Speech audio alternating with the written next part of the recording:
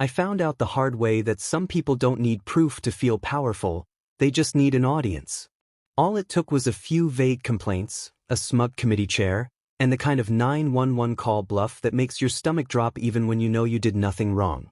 The deadline was simple, cruel, and perfectly chosen to panic me. By noon, that phrase hit like a slammed door. It wasn't just a time. It was a weapon. A countdown they could wave at me while pretending they were simply following procedure. I was in my kitchen when the first notice showed up, pressed flat against my front door like it had been ironed there. I didn't hear anyone knock. No footsteps. Just that thin scrape of paper sliding across paint.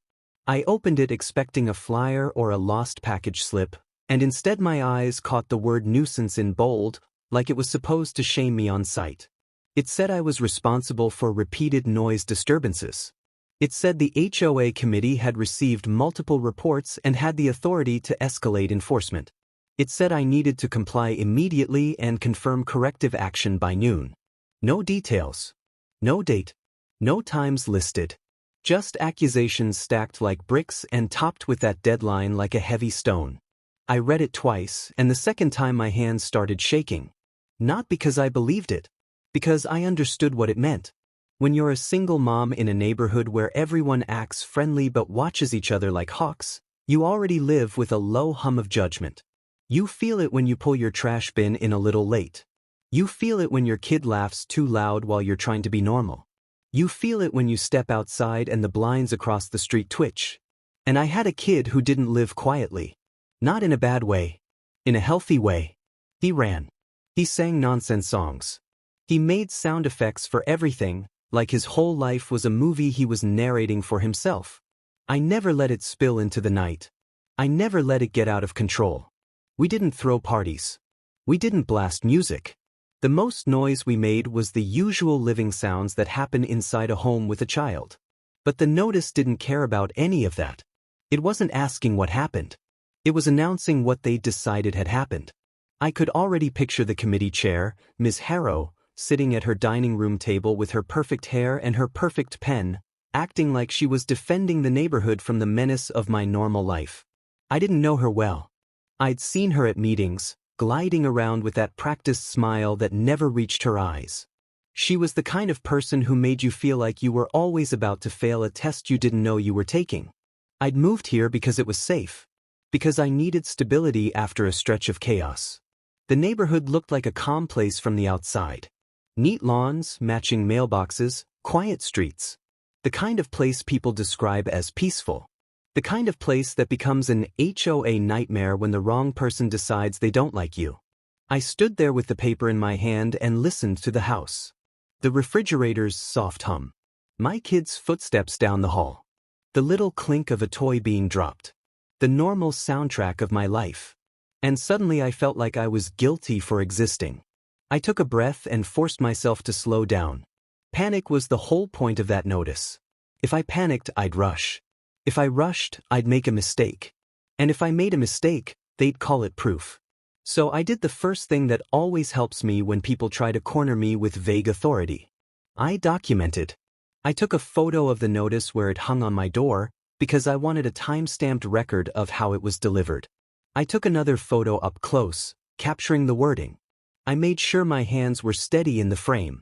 Then I set it on my counter and stared at the letterhead, reading the committee's phrasing like it was a puzzle. It wasn't written like a warning. It was written like a verdict. That's when I noticed a small detail that made my chest tighten for a different reason. There was no signature. No specific name. Just HOA Compliance Committee. Which meant Ms. Harrow could claim it was a group decision, even if it was her personal vendetta. It meant I couldn't corner a single person easily. It meant they could always hide behind the word committee while still targeting me like a spotlight. My kid wandered in and asked why I looked mad. I told him I wasn't mad at him. I told him I was just dealing with grown-up paperwork. He nodded like that made sense, then started talking about something completely unrelated like kids do. His voice had that bright, careless tone, and it made me want to cry for a second because it felt unfair that he had no idea how fragile our peace was.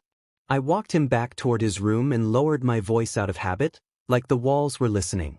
Because in this kind of neighborhood, Sometimes they are. I wasn't going to march over to Ms. Harrow's house. I wasn't going to fire off an angry email. I wasn't going to beg for mercy. I knew what that would look like to someone like her. It would look like weakness. It would look like entertainment. So I sat down with my laptop and pulled up the HOA's governing documents, the thick packet they'd emailed me when I moved in. I'd skimmed it back then, like everyone does, assuming it would only matter for obvious things like paint colors and fences. I hadn't expected it to turn into a survival guide. I found the section on nuisance behavior and read it slowly. The language was broad, the way those documents always are. It talked about excessive noise that unreasonably interferes with the quiet enjoyment of other residents. It talked about a complaint process. It talked about notice and an opportunity to respond. Opportunity to respond. Those words mattered. Those words were my foothold. I opened a notes file and began writing down everything I knew for sure, without emotions, without guesses. I wrote that the notice was posted without knocking. I wrote that it included no specific dates or times. I wrote that it demanded compliance confirmation by noon. Then I wrote what I could offer them in response: calm, factual, and impossible to twist. Then I remembered something that made my stomach twist in a sharper way. The prior weekend, I'd been outside with my kid while he played in the yard. Miss Harrow had been walking past with that stiff posture she always wore like a badge. She'd paused, looked at my kid, looked at me, and made a little face like she'd smelled something unpleasant. Not dramatic. Not overt. Just enough. I told myself I was imagining it. I told myself it wasn't personal. But now, holding that notice, I realized I'd been trying too hard to believe in the neighborhood's friendliness. Some people don't want you to fit in. They want you to disappear. I took another breath. This was still solvable. I didn't have to win a popularity contest. I just had to survive the process without letting them rewrite reality. I went through my phone and checked my recent calendar reminders and personal notes. I didn't have anything logged about noise because I hadn't needed to. But I did have a habit of saving anything that felt off, even small things. When you've been blindsided before, you learn to keep receipts. I found an old HOA email thread from when I first moved in. It was about community expectations. Buried in it was a line that said all complaints must be verified by the committee before enforcement action. Verified. That word mattered too. I saved the email as a PDF, another evidence prop I could point to later, and named it in a way that made it easy to find. I wasn't doing anything dramatic. I was building a file. A little case of my own. Then I waited. That might sound passive, but it wasn't. I wasn't waiting for permission. I was waiting for them to make their next move. Because people who bluff don't like silence. They want reaction. They want you to flail. And sure enough, my phone buzzed not long after. It was a generic HOA number, the kind that never has a real person's name attached. I let it ring out and went to voicemail because I wanted a recording. The message was stiff and official, talking about recurring complaints and the potential for further escalation if I didn't take immediate corrective action by noon. There was a subtle little twist in the tone, too, like they were implying the situation was more serious than the paper had said. And there it was, sliding into the threat without saying the word. The kind of call that makes you picture flashing lights in your driveway. A 911 Call Bluff, dressed up as concern. I saved the voicemail and exported it, another piece of the growing stack.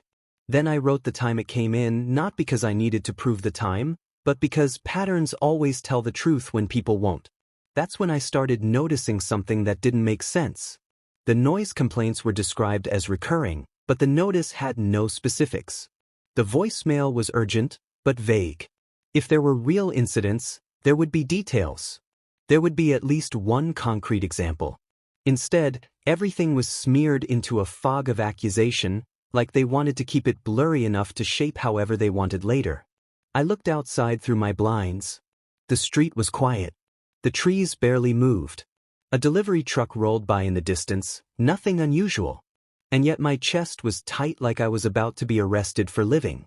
My kid asked if he could play in the living room. I said yes, because I refused to turn my home into a museum just to satisfy someone else's power trip. But I did something else too.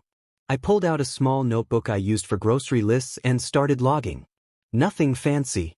No technical tricks. Just a simple written record of what was happening in my house. Normal sounds. Normal times. Normal living. I wrote down when my kid was watching a show at a reasonable volume. I wrote down when we ate lunch. I wrote down when the house was silent. I wrote down when I heard construction noise from somewhere else down the street, because that happened sometimes and it was loud enough to travel. And the more I wrote, the more I realized something else. If someone wanted to fabricate complaints, the easiest way would be to rely on the HOA's own system. They could file anonymous reports. They could claim neighbors were upset. They could say the committee had received multiple emails. And because it was all internal, no one outside would ever see the raw complaints unless someone demanded them. Unless someone like me asked for the documentation and refused to accept fog as evidence. I wasn't a lawyer. I wasn't giving myself legal advice. I was just a person who'd learned the hard way that procedure is a shield when people try to bully you with feelings disguised as rules. I drafted an email, keeping it short and calm. I acknowledged receipt of the notice. I requested the documented complaints, including dates, times, and the steps used to verify them. I referenced the line about verification from the earlier HOA email and asked them to confirm compliance with their process. I asked for the specific CCR section they were citing for enforcement. I didn't accuse them of lying. Not yet. I didn't use emotional language. I didn't plead. I kept it clean, like a form. Then I stared at the send button for a moment and forced myself to consider the real risk. If I sent that email, I was telling them I wasn't going to fold. I was telling Ms. Harrow I wasn't going to let her write a story about me and call it truth. And people like her don't like being challenged. But that was the point. If this was a bluff, my job was to call it without raising my voice. If it was real, my job was to comply with real rules, not invented ones. I sent the email. Then I waited again. The waiting this time was different. It wasn't helpless. It was deliberate. I was watching for their reaction, because reactions reveal intentions faster than accusations do. While I waited, I pulled up the HOA meeting agenda they'd posted online for the upcoming committee session. It was a bland list of items, mostly landscaping updates and general reminders. But I noticed a line that caught my attention, tucked in the middle like they didn't want anyone to focus on it. Resident Compliance Review. No names listed, of course. But the timing was too perfect to be a coincidence. And I understood immediately why the notice demanded action by noon. They wanted to walk into that session and say I'd failed to respond. They wanted to paint me as uncooperative. They wanted to give themselves permission to escalate. A public shaming opportunity, dressed up as governance.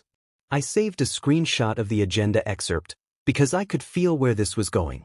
That was my third evidence prop, and it felt heavier than the others because it proved this wasn't just paperwork. This was theater. Then my phone buzzed again. This time it was an email reply. It wasn't from the generic account. It was from Ms. Harrow. The tone was sweet, almost friendly, which immediately made my skin crawl. It thanked me for my prompt attention. It said the committee was simply responding to multiple concerned residents. It said details would not be provided to protect privacy. It said my immediate compliance was expected, with confirmation by noon. Then it added something else, something subtle and sharp. It mentioned that if the issue continued, residents had been advised to contact appropriate authorities for immediate relief. There it was again, the shape of the bluff, hovering at the edge of the words. I reread that line until it stopped being just a threat and turned into a clue. Because if residents had been advised to contact authorities, that meant the HOA was nudging people toward calling. Or pretending they were. And if Ms. Harrow was willing to mention it in writing, it meant she wanted me to imagine it. She wanted me to spend the rest of the morning jumping at every car door sound, terrified that someone would try to humiliate me in front of my kid. That was the moment I realized the real conflict wasn't about noise. It was about control. I didn't respond immediately. I didn't give her the satisfaction of seeing me scramble. Instead, I printed the email and put it in my folder with the other documents. Paper feels old-fashioned, but it has a weight that screens don't. It felt like I was building armor. Then I walked around my house and did something I hadn't planned to do. I listened. Not just to my home. To the outside. The sounds of the street. Distant lawn equipment. A dog barking somewhere. A car passing. A door closing. All normal. All part of neighborhood life. And that's when I heard something that made my stomach flip. From down the block, there was a sharp, repetitive pounding sound, like someone using tools. It wasn't from my house. It wasn't from my yard. It was loud enough that it could easily carry, especially to someone who wanted to claim they heard something disruptive. I watched the street again. I didn't see the source, but I recognized the pattern. It came in bursts, then stopped, then started again. Exactly the kind of intermittent noise someone could pretend was coming from me if they only described it broadly. I wrote it down in my notebook. And then, without meaning to, I caught movement across the street. A curtain shifting. A face behind glass. Someone watching. I didn't know who it was. I didn't need to. The feeling was enough. The neighborhood was paying attention now, and Ms. Harrow wanted it that way. If I reacted badly, the story would become Karen neighbor drama in the ugliest sense, except I'd be cast as the villain. The loud, unstable single mom. The one who couldn't follow the rules. The one who deserved consequences. But I wasn't going to give them that script. I made a plan instead. I would respond again, but not to Ms. Harrow's tone. To her process. I would request the complaint records again, and I would request the verification method again.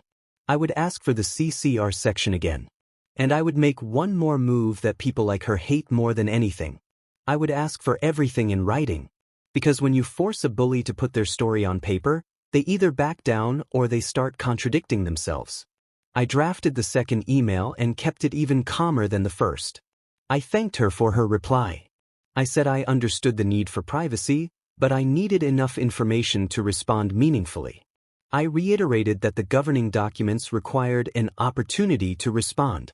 I asked for a written summary of the allegations without identifying complainants, including the nature of the noise and the steps taken to verify.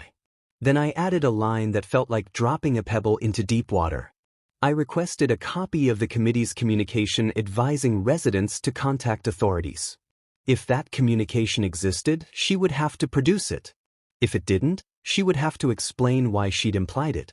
Either way, she'd have to choose between admitting she'd exaggerated or committing to a lie she'd have to maintain.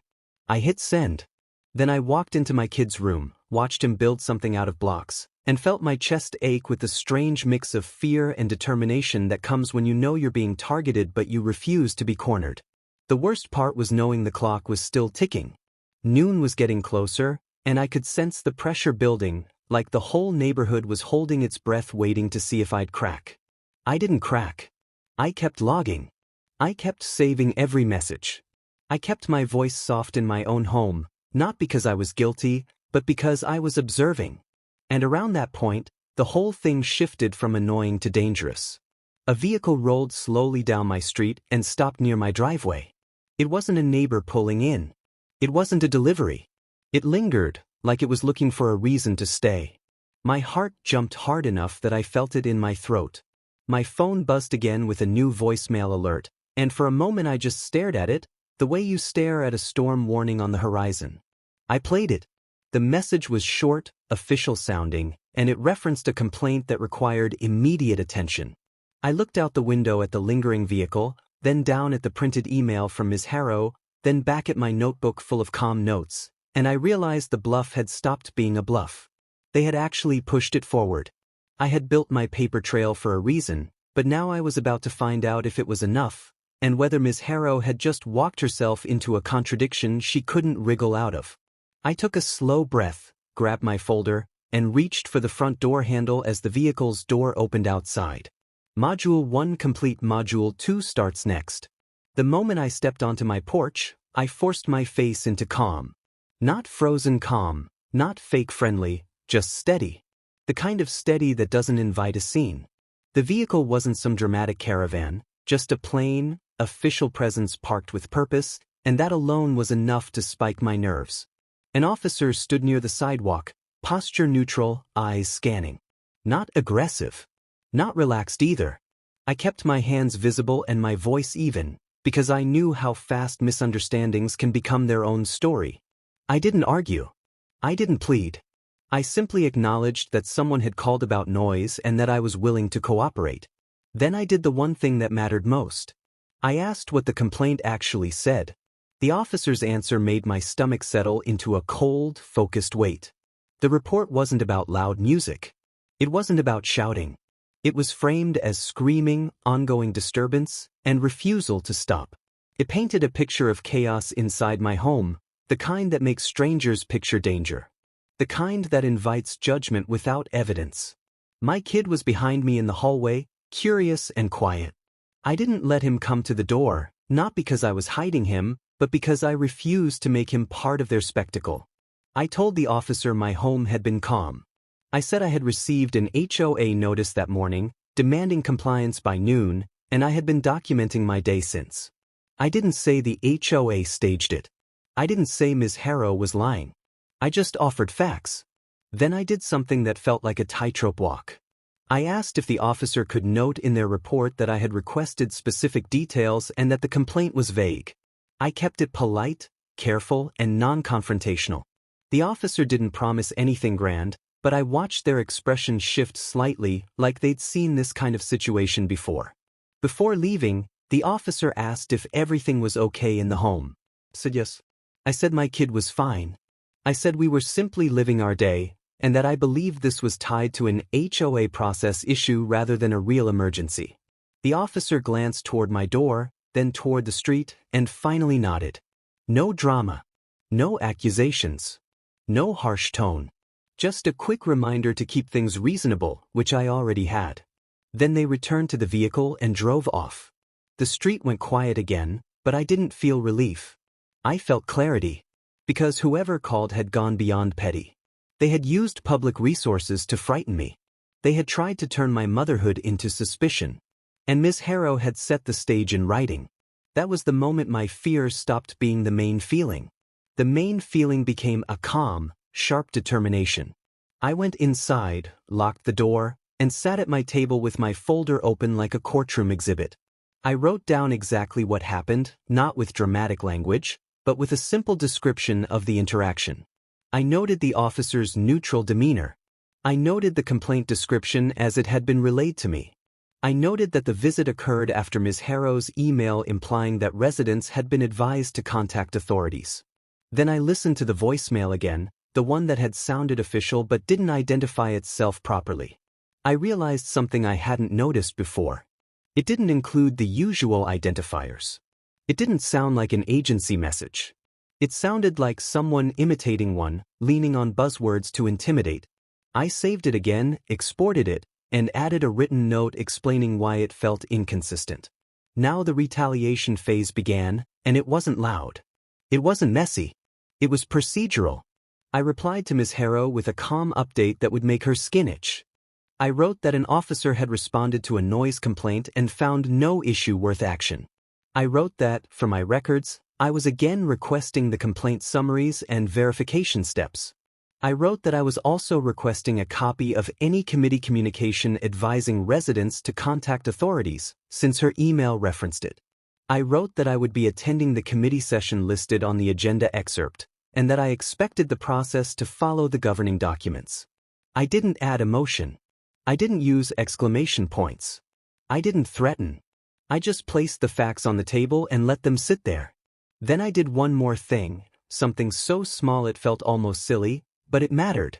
I took a photo of my kid's quiet play setup in the living room, not because it proved anything on its own, but because it matched my written log. A normal day. A normal home. A normal child. If they wanted to invent chaos, I was going to drown it in ordinary details and consistent documentation. Ms. Harrow responded quickly, which told me I'd hit a nerve. She wrote that the committee was not responsible for calls made by residents. She wrote that the HOA's role was to enforce standards and protect the community. She wrote that the committee would not provide complaint details. She wrote that my failure to correct the situation would be addressed by noon. There was that deadline squeezed into every line like a thumb pressed into a bruise. But her email did something else too, and I almost missed it. She claimed the committee had already verified the complaints. Verified how? If she had proof, she would have referenced it. If she had documentation, She would have offered a sanitized summary. Instead, she leaned on a blanket claim and refused transparency, which meant she was relying on intimidation, not substance. I pulled up the governing documents again and found the section that described the complaint process and the resident's right to respond. I highlighted it, printed it, and placed it in my folder. I wasn't planning to lecture anyone. I was planning to anchor the conversation to the text they claimed to follow. Then I opened the agenda excerpt again and looked at it with fresh eyes. Resident Compliance Review. It wasn't just an item. It was an opportunity for them to posture in front of an audience, to make it look like the committee was tough on disturbances. Ms. Harrow wanted to be seen as decisive. She didn't expect me to show up calm, organized, and ready. And that's when the next piece clicked into place, the one that made the whole thing feel less like random bullying and more like a coordinated push. I checked my saved HOA communications and found a recent neighborhood reminder about courtesy and quiet enjoyment. It had been sent broadly, but the tone was oddly pointed, like it was written with a specific target in mind. It didn't mention me, but it set the emotional stage. It gave nosy residents permission to be offended by normal living. I added it to the folder. If this was going to be a paper war, I was going to be the person with the neatest stack. As the morning moved on, I stayed steady. My kid ate lunch. We kept the volume low, but we didn't tiptoe. I wasn't going to train him to fear his own house. Kept my notes. I kept my voice calm. And I kept checking the clock, not with panic, but with focus. Because the retribution they were counting on was my meltdown. They were counting on me to snap at someone, slam a door, send a frantic message they could frame as hostile. Instead, I was giving them the worst kind of problem. A reasonable person with receipts. And the closer it got to the deadline, the more I understood the real risk. It wasn't just embarrassment. If they could label my home a nuisance, they could isolate me socially. They could make neighbors wary of my kid. They could turn normal life into suspicion. They could make my existence feel like an offense. That kind of social shame is the secret fuel of HOA power. It's not the paper. It's the whisper network. So I decided to control the narrative without being dramatic. I wrote a short, neutral message to the HOA board's general contact, separate from Ms. Harrow, requesting clarification on the complaint process and asking where residents could view the official rules on verification. I didn't mention the call. I didn't mention her name. I simply asked process questions, the kind that make an organization nervous when they realize someone is documenting. Then I printed that message too, along with the sent timestamp. If Ms. Harrow wanted to keep this inside her little committee bubble, I was going to widen the light just enough to make her uncomfortable. The response from the general account came back bland and slow, promising to review. No details. No commitment. But the fact that it existed meant someone else had seen my concerns. That mattered. Then my phone buzzed again. It was Ms. Harrow, this time with a new message that felt like a pivot. She wrote that the committee would accept my written statement if submitted by noon, and that my attendance at the session was optional. Optional. That word was a lie dressed as courtesy. She didn't want me there. She wanted to control the room. I stared at the screen and felt the tiniest flicker of satisfaction, the kind you feel when someone reveals their fear. If she thought she was winning, she wouldn't care if I showed up. If she thought she had proof, she would welcome my presence so she could watch me squirm. Instead, she was trying to keep me out. That alone told me this was staged. I wrote my statement carefully. I kept it factual. I stated that I had received a vague notice demanding compliance by noon. I stated that the committee had refused to provide complaint summaries or verification steps. I stated that an officer had responded and found no actionable issue. I stated that I had been documenting my day to ensure accuracy. Then I included the key question, still calm, still polite. I asked the committee to describe its verification process in writing and to confirm whether any committee communication had advised residents to contact authorities, since that was referenced in Ms. Harrow's email. I attached the relevant CCR section, highlighted, and the agenda excerpt screenshot. I attached the earlier HOA email line about verification. I attached a copy of Ms. Harrow's email, the one implying calls. I wasn't accusing. I was presenting. And now the trap was set, because she had to choose. If she admitted there was no verification and no communication advising calls, she'd look reckless. If she doubled down and claimed there was, she'd have to produce it. Either way, the more she wrote, the more corners she boxed herself into. I submitted the statement and saved the sent confirmation. Then I did something that felt like the scariest move of the day, not because it was risky, but because it was visible. I walked outside with my folder in hand and sat on my porch steps for a moment, letting the neighborhood see me as a normal person, not a rumor. I didn't glare. I didn't pace. I just breathed. Because by then I knew something else. If Ms. Harrow had staged complaints, she had likely counted on the fact that I'd hide inside, ashamed and scared. She wanted me to look guilty by being invisible. Instead, I was present. The street was quiet. A few cars passed. Someone across the way lingered near a window. I didn't chase their gaze. I didn't wave. I simply existed calmly. And that calm was its own kind of defiance. Soon after, I got another email. It was from Ms. Harrow again, and it was shorter than the rest. It said the committee had received corroboration. It said the committee would proceed accordingly. It said I had been warned. It ended with the same deadline. By noon. Only this time, there was a new line slipped in, almost careless. It mentioned that the latest complaint described noise from my backyard. My backyard. My kid hadn't been in the backyard that day. Not once. I stared at that line until the room felt too still. Then I opened my notebook and looked at my log. My kid had been inside the whole time. The backyard gate hadn't even been opened. The toys were all in the living room. That single phrase was the crack in her story. And it was the crack I needed, because it wasn't a matter of interpretation. It wasn't a matter of volume or annoyance or preference. It was a concrete claim that could be disproven by my documented reality. I didn't respond immediately. I let it sit. Then I added one more piece to my folder, a photo of the backyard taken from my kitchen window, showing it empty, calm, untouched. No clever tricks. No tech. Just a simple record that matched my written log. Now I had something stronger than arguments. I had a contradiction in writing. The committee session approached, and I made a decision that felt both terrifying and empowering. I would attend. Not to cause a scene. Not to shame anyone. Just to be present with my documents and my calm, and to insist that the process be real. When the time came, I arrived with my folder pressed against my side like a shield. I kept my face neutral. My kid stayed with a trusted sitter, because I refused to expose him to a room full of adults who treated rumors like entertainment. The meeting space was sterile and quiet, set up to make residents feel small. Ms. Harrow sat at the front like she belonged there more than anyone. When she saw me, her expression tightened for a fraction of a second, then smoothed into a polite mask. I took a seat and waited. She began with routine items, moving quickly, like she wanted to get through the boring parts and reach the performance. Then she reached the compliance review item. She started describing the complaint situation in broad strokes. She spoke like she was protecting the neighborhood. She implied urgency. She implied repeated disturbances. She implied a pattern. And then she referenced my backyard again.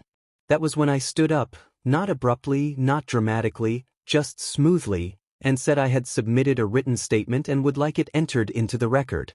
No raised voice. No anger. Just procedure. Ms. Harrow hesitated, then nodded with a tight smile.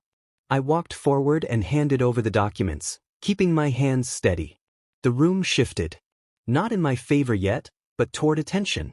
People lean in when paper changes hands. Paper feels real. Ms. Harrow glanced through the pages, and I watched her eyes flick to the highlighted CCR section. Then the agenda excerpt. Then her own email, printed cleanly. Then the line about the backyard. Her jaw tightened. I asked a simple question, still calm. How did the